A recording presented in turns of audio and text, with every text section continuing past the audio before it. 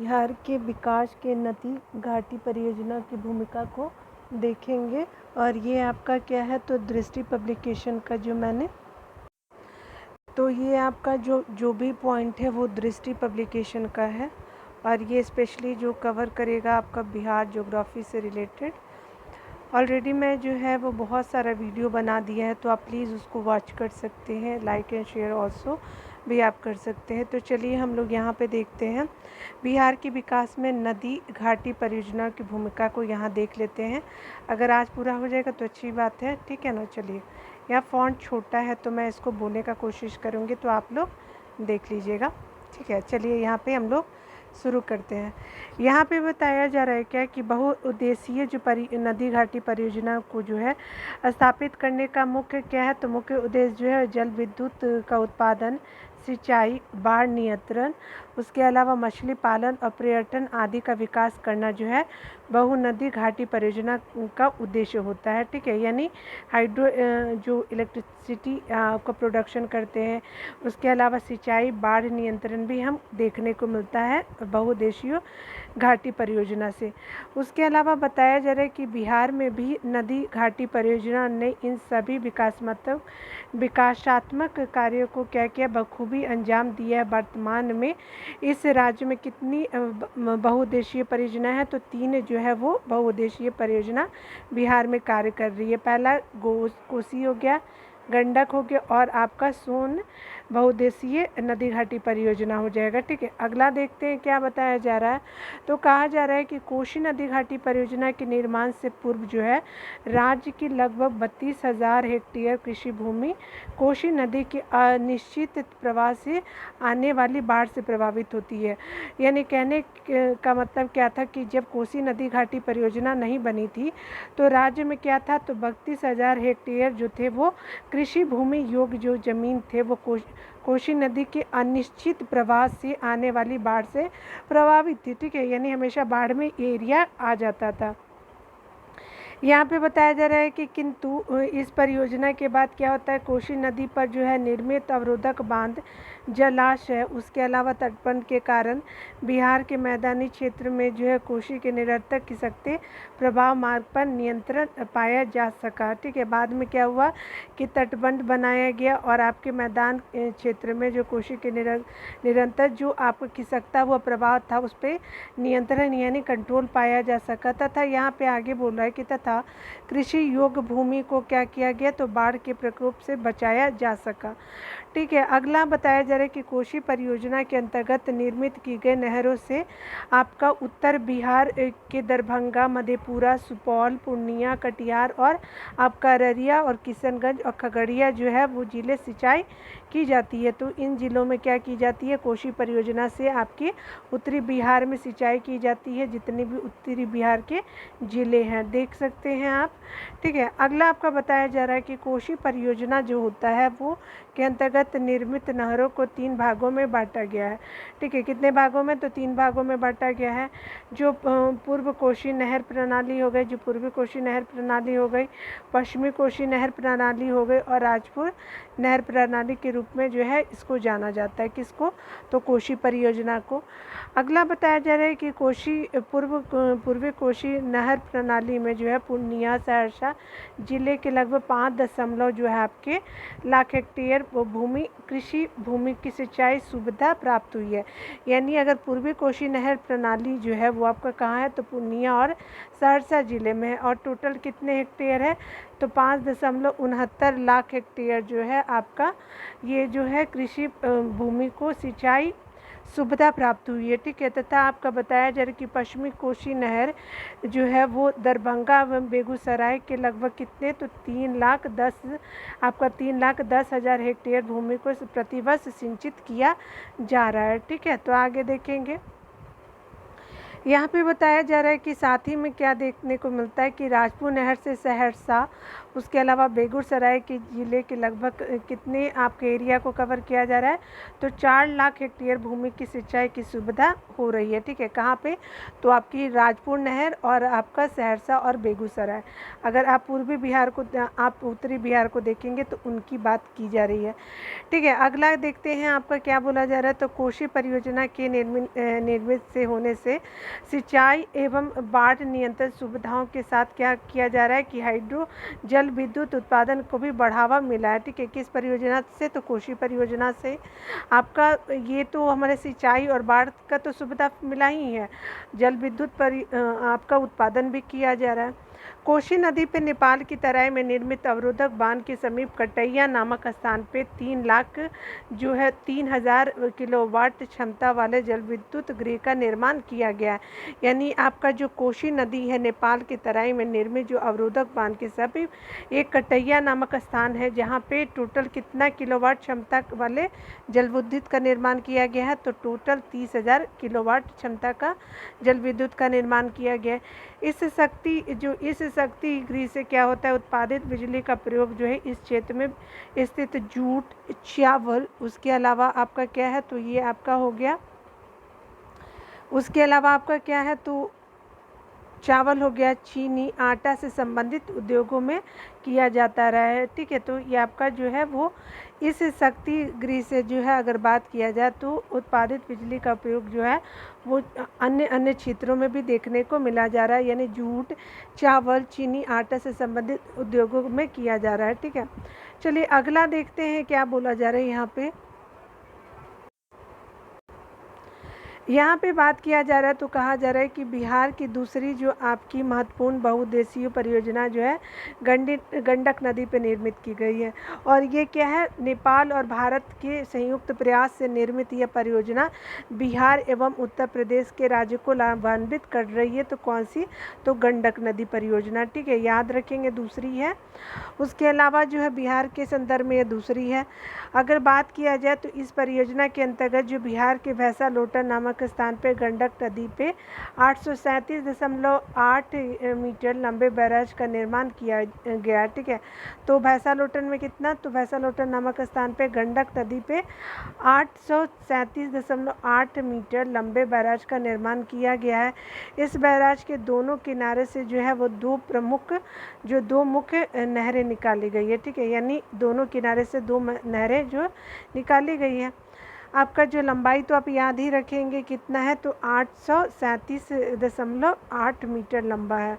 इस बैराज के पश्चिम हिस्से से निकलने वाली जो नहर नेपाल के क्षेत्र में जो निकलती है, यानी कहने का मतलब कि इस बैराज के पश्चिम हिस्से से निकलने वाली नहर जो है नेपाल के क्षेत्र में निकलती है और इस शहर से राज्य के सिवान जिले की लगभग क्या है, तो ये आपका 5.6 लाख हेक्टेयर भूमि आपका क्या है, तो कृषि भूमि की सिंचाई की जाती है। तो टोटल कितनी भूमि की जाती है, तो 5.6 लाख हेक्टेयर जो है वो कृषि भूमि की सिंचाई की जाती है।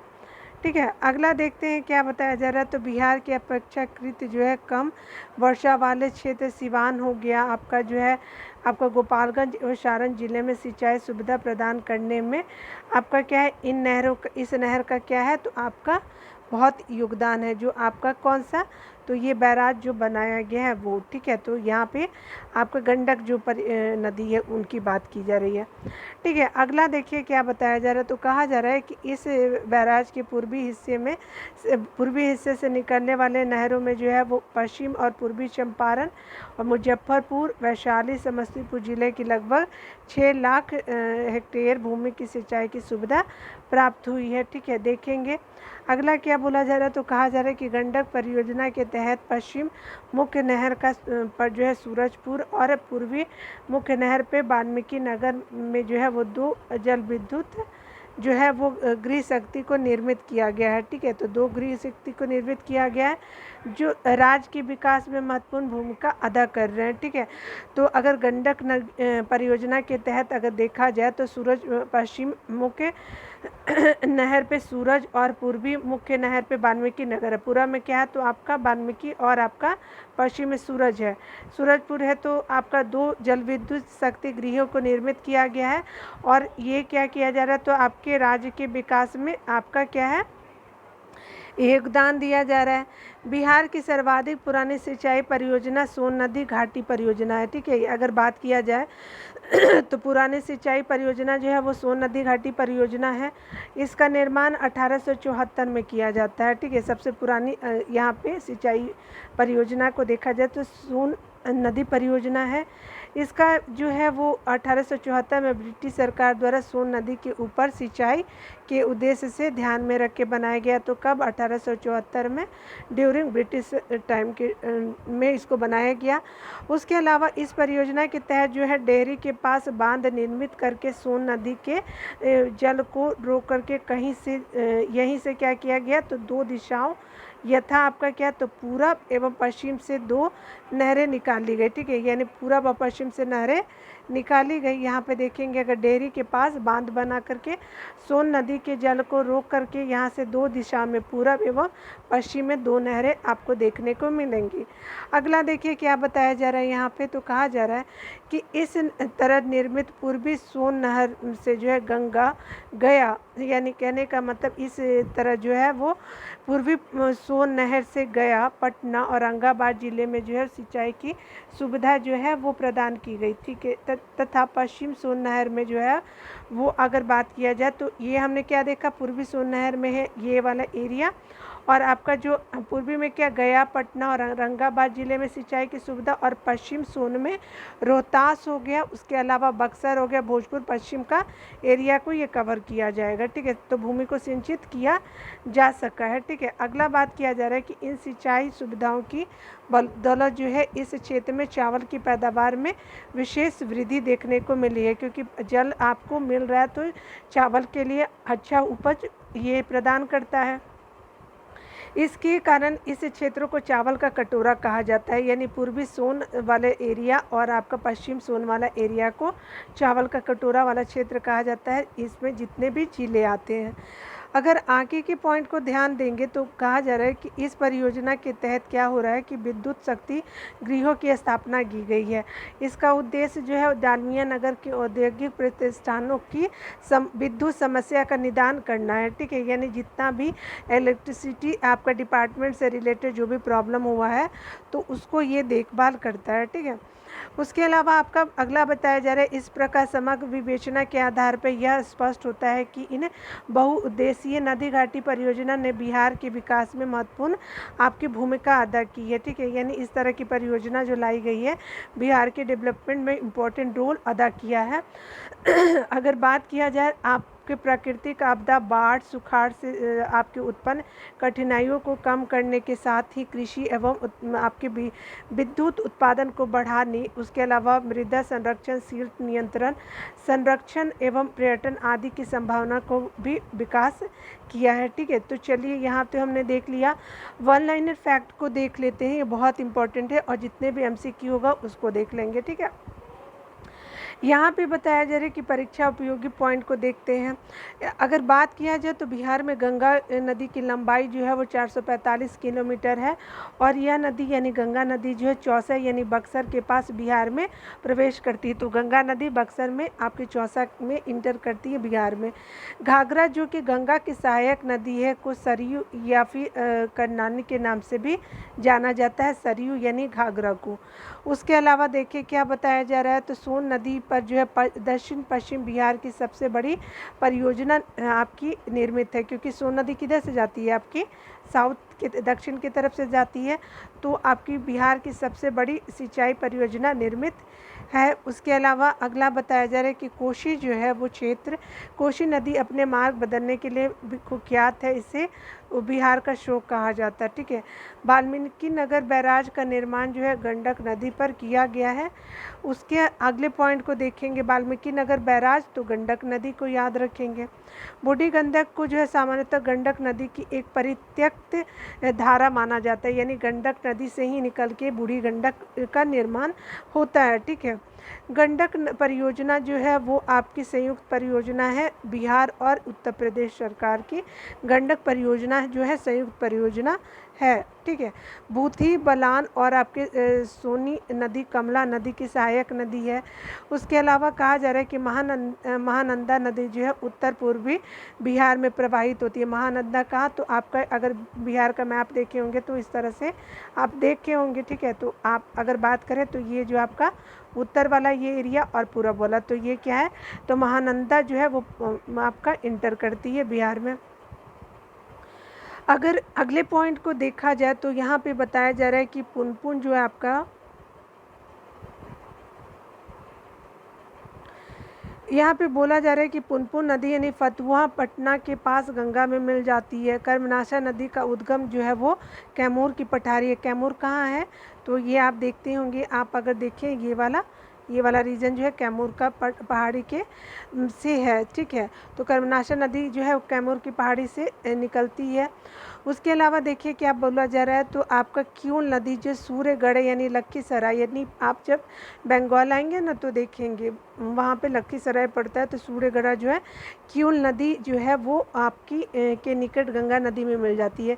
यानी क्यूल नदी यानी सूर्यगढ़ यानी लखीसराय में ये गंगा नदी से क्यूल नदी मिलती है। ठीक है, अगला बात करते हैं तो देखेंगे कि आपका कांवड़ झील, आपका कुशेश्वर स्थान झील एवं बरीला झील जो है वो राष्ट्रीय आर्द्रभूमि संरक्षण का क्या है कार्यक्रम के अंतर्गत संरक्षण प्राप्त हुआ है। ठीक है, तो इन सब एरिया को क्या किया गया है, तो राष्ट्रीय आर्द्रभूमि के रूप में इनको कंजर्व किया जा रहा है। ठीक है, बरीला झील, स्थान झील, कुशेश्वर और कांवड़ झील। ठीक है, तो याद रखेंगे राष्ट्रीय आर्द्रभूमि के रूप में इनको क्या किया गया, तो इसको संरक्षण प्रदान किया गया है, यानी इसको कंजर्व करके रखा जाएगा। बिहार सरकार के द्वारा नेशनल लेवल पे ऐसा इनिशिएटिव लिया गया है। ठीक है, यहाँ पे बताया जा रहा है कि राजगीर स्थित जो ब्रह्मकुंड बिहार का सर्वाधिक गर्म जलकुंड है। ठीक है, तो राजगीर में है ब्रह्मकुंड, बिहार का सर्वाधिक गर्म जलकुंड है। कर्मनाशा नदी की बात की जाए तो कर्मनाशा गंडक एवं घाघरा नदी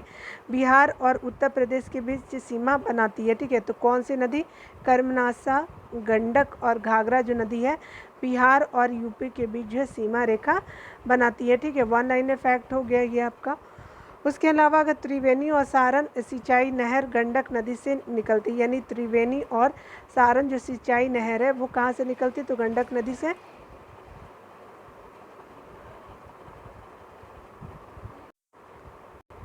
तो यहाँ आपने देख लिया। ठीक है, तो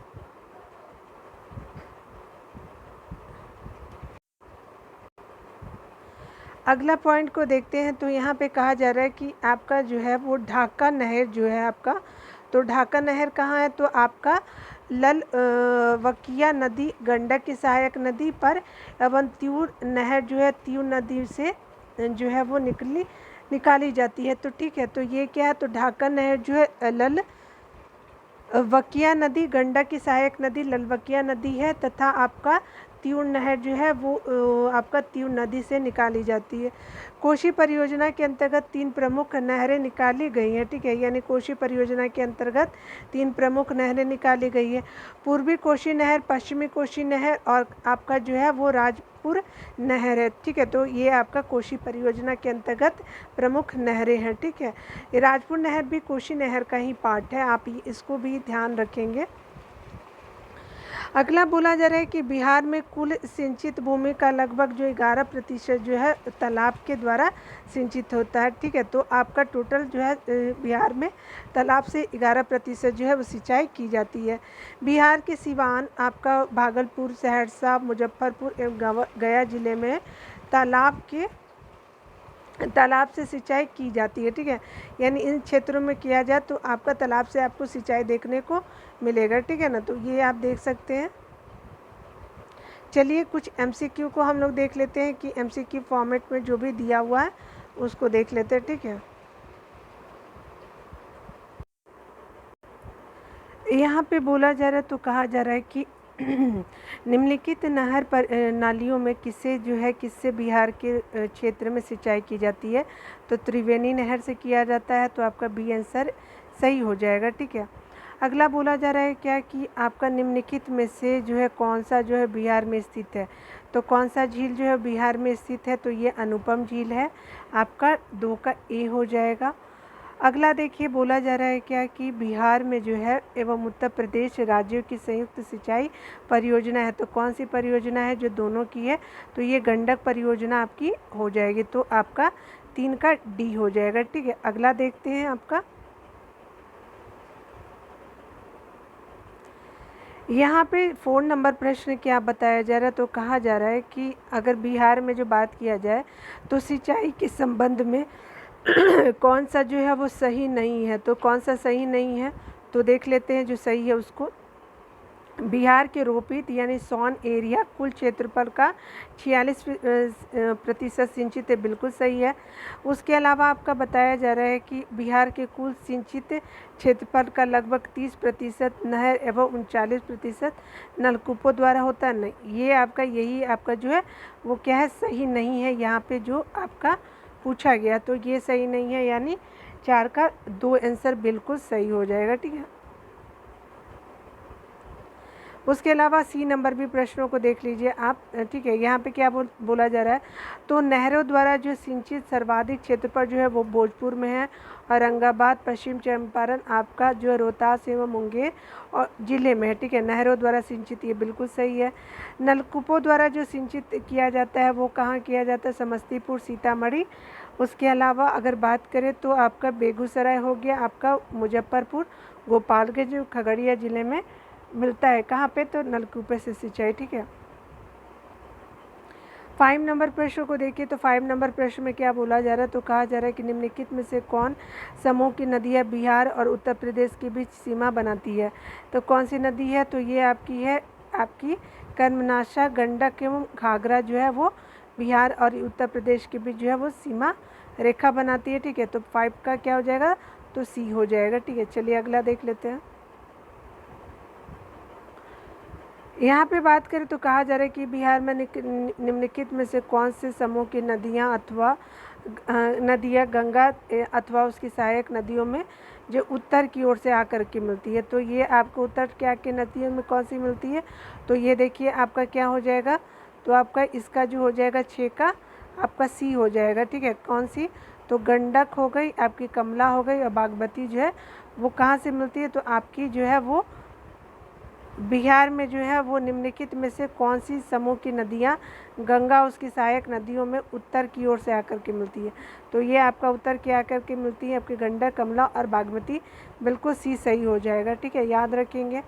अगला बताया जा रहा है कि त्रिवेणी नहर में किस नदी से पानी आता है। तो त्रिवेणी नहर में गंडक नदी से पानी आता है, 7 का सी हो जाएगा, ठीक है। यहाँ पे अगला बोला सारण जो सिंचाई नहर निकलती है, तो सारण सिंचाई नहर निकलती है कहाँ से, तो ये गंडक नदी से निकलती है, ठीक है। सारण सिंचाई नहर निकलती है गंडक से, ठीक है। तो आपका वो डी आंसर बिल्कुल सही हो जाएगा। अगला बताया जा रहा है, तो कहा जा रहा है कि निम्नलिखित में से नदियों में से कौन बिहार में गंगा में मिलती है। तो कौन नदी वो आपके बिहार के गंगा मिलती है, तो आपका गंडक भी मिलता है। आपका सही उत्तर का आपका क्या करना है, तो चयन करना है, ठीक है। तो देख लेते हैं, तो ये चारों नदियाँ हैं वो आपकी बिहार में गंगा में मिलती है। तो आपका गंडक, सोन, घाघरा और पुनपुन, तो 9 का ए आंसर हो जाएगा। यहाँ पे ये पूछ रहा है ना, गंगा में मिलती है कौन सी नदी है, तो ये ए आंसर बिल्कुल सही हो जाएगा इसका। अगला बताया जा रहा है, ये तो बताने की ज़रूरत नहीं है आप लोगों को कि बिहार का शोक किसको बोलते हैं। तो निम्नलिखित नदियों में से कौन सा बिहार का शोक के रूप में जाना जाता है, तो ये आपका 10 का सी हो जाएगा, कोशी हो गई। उसके अलावा आपका अगला पॉइंट है, तो कहा जा रहा है कि निम्नलिखित में से कौन सी नदी जो कैमूर की पहाड़ी से निकलती है। तो कौन सी नदी निकलती है, तो ये कर्मनासा नदी जो है कैमूर की पहाड़ी से निकलती है। 11 का आपका डी हो जाएगा। अगला बताया जा रहा है कि राजपुर नहर जो है किस नदी से निकलती है। तो राजपुर नहर जो है वो कोसी नदी से निकलती है, 12 का डी हो जाएगा। अगला देखिए, तो बोला जा रहा है कि सीताकुंड गर्म जलाशय स्थित है। तो सीताकुंड गर्म जलाशय स्थित है कहाँ पे, तो मुंगेर है या फिर आपका राजगीर है। तो ये मुंगेर में हो जाएगा सीताकुंड आपका, 13 का बी। सीता जी मुंगेर से समझ लीजिएगा है, ठीक है, ऐसे है वो नहीं, ठीक है। तो 13 का बी आंसर बिल्कुल सही हो जाएगा। 14 देखिए, तो 14 में क्या बोला जा रहा है, तो कहा जा रहा है कि निम्नलिखित में से जो है वो निम्नलिखित में से बिहार की कौन सी जो है वो झील राष्ट्रीय आर्द्र भूमि संरक्षण कार्यक्रम के अंतर्गत संरक्षित है। तो कौन सी है, तो ये कांवड़ झील हो गया। तो आपका 14 का ए आंसर बिल्कुल सही हो जाएगा। अगला देखिए क्या बोला जा रहा है, तो कहा जा रहा है कि निम्नलिखित में से कौन सी नदी जो है गंगा में दाहिनी ओर से मिलती है, यानी उत्तर की तरफ से मिलती है या दक्षिण की तरफ से। तो दक्षिण की तरफ से बात की जा रही है, तो दक्षिण की तरफ से यानी दाहिनी वाली जो होती है वह दक्षिण होगी। तो दक्षिण की आपको कौन मिलती है, तो देखिए गंगा जो है ना, ये आपका अगर बिहार की मैप देखा जाए तो ऐसे बनाते हैं ना, रुकिए ये तो बहुत ही अजीब बन गया। यहाँ से देखेंगे, यहाँ से अगर बिहार का मैप अगर बात किया जाए तो थोड़ा सा यहाँ पे इस तरह से बना हुआ है, ठीक है। ये फोल्ड यहाँ से आपका गंगा रिवर गई, तो ये जो है आपका यहाँ पे बोला जा रहा है तो गंगा के दाहिनी तरफ से। तो बाएं, तो अगर आप यहाँ खड़े हैं एक इंसान के रूप में सोचिए, तो आपका बायां हाथ ये हो गया, तो बायां ये दाहिना पूछ रहा है, तो दाहिना कौन हो गई, सोनी हो गई ना, क्योंकि गंडक, कोशी और आपका महानंदी जो है वो लेफ्ट ट्रिब्यूटरी है, यानी बाएं तरफ से जो है वो आती है, ठीक है। तो गंडक, कोशी और महानंदा हो गए, तो बाएं तरफ से होगा, याद रखेंगे। और आपका जो है बाएं तरफ से, उसके अलावा आपका दाहिनी तरफ से आपका सोन हो जाएगा। तो 15 का सी आंसर बिल्कुल सही हो जाएगा। तो इस तरह से जितने भी रिलेटेड प्रश्न थे तो हमने इसको कंप्लीट कर दिया है। तो इस तरह से आपका ज्योग्राफी सेक्शन जो है आज करीब करीब समाप्त हो गया, ठीक है। तो देख लेते हैं, अगला बार में हम लोग पशुपालन और कृषि को देखेंगे। तो आप वीडियो को लाइक, शेयर एंड सब्सक्राइब कर सकते हैं, ठीक है। चलिए हम लोग मिलते हैं अगले वीडियो में, तब तक के लिए अच्छे से पढ़ते रहें, ठीक है। Take care.